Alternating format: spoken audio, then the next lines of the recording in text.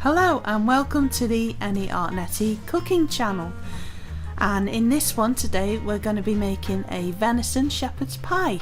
Now I've already cut up and peeled the potatoes, which is going to be the shepherd's pie covering, so instead of pastry I'm using a mashed potato covering. So all they are is red rooster potatoes which have been peeled and then quartered. I've done them a bit smaller than that actually, so they will boil a lot faster. So while that's going, I shall make the actual what will be the pie filling, and as we go through and cook it I shall tell you how much you need, quantities for each bit as we go through. So first of all, I've added some sunflower oil, and the first ingredient I'm going to add is some chopped red onion.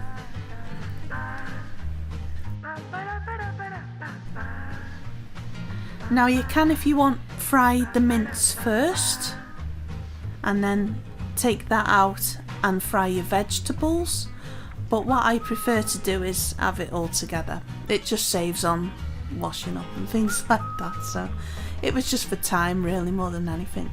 So you can use as well carrot and celery, but I'm using red onion and mushroom because, well, me and my partner, we like mushrooms, so, but you can omit the mushrooms if you want and add whichever vegetables you want.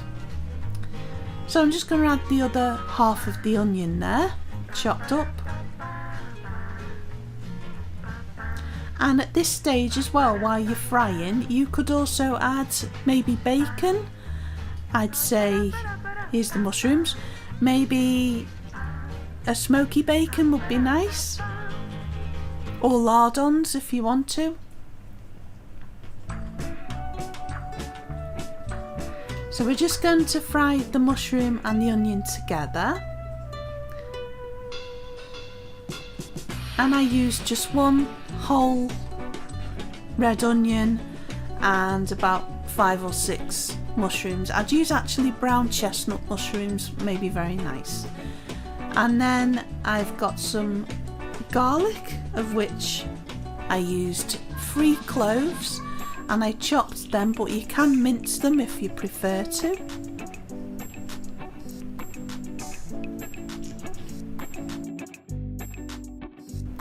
But I prefer to chop them because I find the more that you mince them and the smaller that the garlic goes, the more intense the flavour is. But what I tend to do is chop the clove in half and take the root out, so it's not so stinky garlic smell and taste. So that garlic, mushroom and onion is frying together there nicely. And once that's done, we're ready to go on to the next stage. Now, should you want to know quantities in cups or anything like that that you prefer, the recipe will be available to download in the description below. Now I've just added the mince, and I'm going to break that mince up and fry it until all the pink is gone and you've browned it off. Now you can use beef if you prefer, but this is venison. I prefer to use venison because I'm not allergic to it. I'm allergic to beef, but I find it's very moist, it's tender, it's high in protein too, it's a very lean meat, and yeah, it's a good one to use instead of beef if you're looking for something much leaner. Or if you're vegan, vegetarian, you can use corn mince, which is brilliant too. It's high in protein. So I'm going to add a tablespoon of flour there. I've used gluten-free flour, being celiac, so you can use just your normal plain flour if you want to, and that's going to thicken that up. I've added a tin of plum tomatoes, but instead of that you can use chopped tomatoes, or if you prefer, a passata. And then there's a tablespoon of tomato puree as well. I think it'd be easier to use chopped tomatoes because you have to break up those plum tomatoes there. And also a teaspoon of tomato sauce. There's just something in tomato sauce which gives a really good flavour to it. A good kick, if you will. Also, I'm going to add a teaspoon of Worcester sauce, but you can add 2 teaspoons if you want. Now that does give another depth of flavour again. It's a nice addition, but you can omit that if you want to. Excuse my elbow. I'm just going to break up that plum tomato now. And at this stage, if you wish as well, oh, before that, I'm just going to crumble in a veg stock cube. You can use a chicken or beef if you prefer that, but at this stage as well, I'd add some port, and I'll let you know how much in the description below, because I'm not sure actually how much to put in, but I just thought maybe that might be something nice to add to this for more flavour. And now I'm adding my herbs, which I used thyme and also a mixed herb and then a bay leaf. I used 1 teaspoon of each herb and just a little bit of pepper. You can add salt if you want to. Add your salt and pepper to taste. The recipe will be available to download in the description below. And you can also visit my Facebook page called Any Art Netty Downloads, where you can download all the recipes.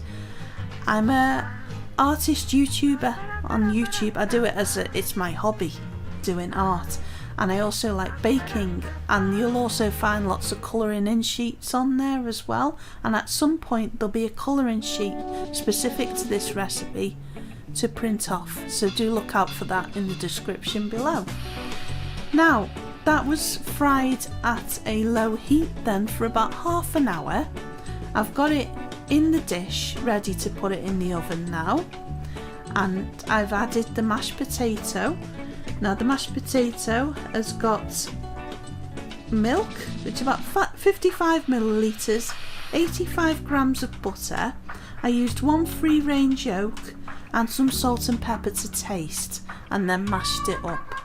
So I'm just gonna make that nice and neat now. You can pipe it if you want to, but my inner plaster is coming out here, and I'm just gonna make a nice layer of that. You'll know when your shepherd's pie is ready. You'll see it bubbling out the edge. You'll know that it's ready then, but do temp check it if you want to. You can make that nice and neat, a nice design like I've done there with a fork, and it looks like a ploughed field is the effect we're looking for there. So I baked that for 30 to 35 minutes, and you'll notice because of the egg yolk it makes it nice and crisp, and you'll know it's ready when it's browned. You can see on the top there the browned bit, so I'm just going to serve that up now. So I hope you enjoyed that, and if there's any comments you want or anything you want to add to that recipe, or if you've tried it, do let me know. Or anything you want me to try, we can do that, and I can adapt it so it's gluten free, it's vegan, and it'll suit everyone. I try to make it so that anyone can have it. And let me know. I hope you enjoyed that, and thank you very much for watching, and I shall see you in the next video. Bye for now.